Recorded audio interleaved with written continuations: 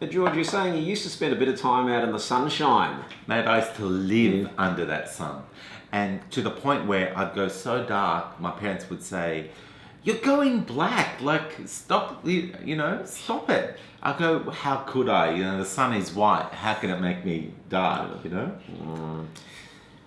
Sun's become it's crazy when you think about it, a really controversial issue. In fact, some people will argue there's no controversy, the sun is bad for you. These ads on the radio, defend yourself against the sun is a killer. Here's a memo for some of these people. If the sun wasn't there, there would be no life on Earth. No life on Earth. I think we should start with that. It can't be all bad. I think we need to sort of maybe go back to basics with that. All right, that said, yes, if people get sunburnt repeatedly over an extended period of time, it does increase the risk of skin cancer. There's no question because you're of stressing your organ, your biggest organ, your skin. You're stressing it too much. Yeah. Now, interestingly, the risk factor for melanoma is sun exposure before the age of 11, such that you can remember blistering as an adult. So it's not just getting a little bit of a tan. An analogy I like to use is if you've got a steak, if you put it on the barbecue and you leave it there for half an hour, it's going to be fairly burnt. Most people probably aren't going to want to eat it in that situation. If you put your steak on the barbecue and don't turn the barbecue on, it's raw. There'll be exceptions, but most people don't want to eat that either. There is a level at which it's been cooked such that it's where you like it. Most people will want it. And even in that, some people like it rare, some people like it well done. There's a spectrum. With the sun, we need sun exposure for vitamin D. Vitamin D, the active form, is converted by the body from the inactive form under the role of ultraviolet light. So we do need some ultraviolet light. Not enough to burn, but enough to allow vitamin D to so we don't become deficient. People argue about how much. It's different for different people, but roughly 10 to 20 minutes, a few times a week on the arms and on the face. When we go darker, it's because the body's producing pigment and melanin, which again is a response to exposure to the sun. And if we're getting a little bit of a tan, and I want to emphasise a tan is not the same as burning, then that's generally not going to be a problem. If we go significantly darker, and again also it's a function of where you're starting from, it's potential for problems. It's like a lot of things, and we spoke about this in the toxins video. Yeah, back to not balance. Everything is either it's good or it's bad. There is an amount that you need. The other thing about the sun is we know on a sunny day, it's sunny outside today, you feel better. There's a condition, I use the term loosely, called seasonal affective disorder, which basically says people tend to feel happier when it's warmer and sunnier. And if it's a bright, we know that you just feel better when it's a nice day. Why is that? That's a really good question. There's a lot to it. You're out there, you're seeing beautiful things, you're doing things, you're living life. I think that's true, and you can get out and about, and when it's sunny outside, the place just looks bright. It just looks bright, and I think that has a brightening, for want of a better term, effect.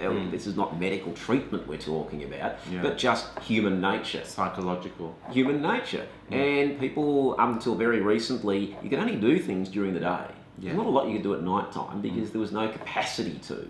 We didn't have electric lights until about 100 years ago. Candles could only get you so far. So people generally lived during the daytime. And also we know that blue sky is associated with fine conditions. So if you were exposed to the elements, then if it's raining and it's cold and it's bleak and there's thunder and there's lightning, you're probably not going to feel really happy about that if you're out exposed to the elements. Today we all live in houses. That's true, but I love that weather when I'm in the house. Okay, it's and there's a key spectacular. point. But historically, people didn't have houses like we have today. Exactly. So there are all those elements. Okay, so vitamin D. What is it about vitamin D that makes such a difference to our bodies? What's going on there in terms of symptoms when you're vitamin D deficient? The classic vitamin D deficiency is rickets. We have weakness of the bones, and we don't fortunately see a lot of that these days, but we do see quite a bit of osteoporosis, of which vitamin D deficiency is a part. Vitamin D is involved in, but not solely responsible for, health in a number of systems. So it's good for our cardiovascular systems and heart, it's good for the brain, it's good for the lungs, it's good for the kidneys, it's good for the liver. There's a whole range of body organs where vitamin D has a role without being the sole factor involved. So to that extent, keeping up adequate levels of vitamin D, and in Australia, something like 40% of the population are deficient in vitamin D, which is just extraordinary when you can consider how much sunshine we get in this country.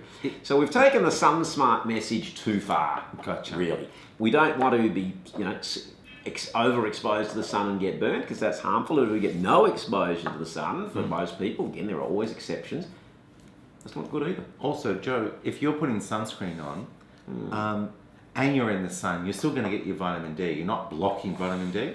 Yeah, you can do, because a can lot of do. sunscreens reduce UV rays. That's what they're supposed to do. That's fine. Yeah, gotcha. You're probably better to spend a little bit of time in the sun, and if you're only going out for 10 or 15 minutes, you probably don't need sunscreen. If you're going out for longer than that, then yes, absolutely, you need some sunscreen. But in other words, use your own common sense of your own exposure and make sure you're getting some sun without the screen. And look to use sunscreens, hopefully, that have got more, not an absolute, but more natural ingredients, and just be selective and read the labels.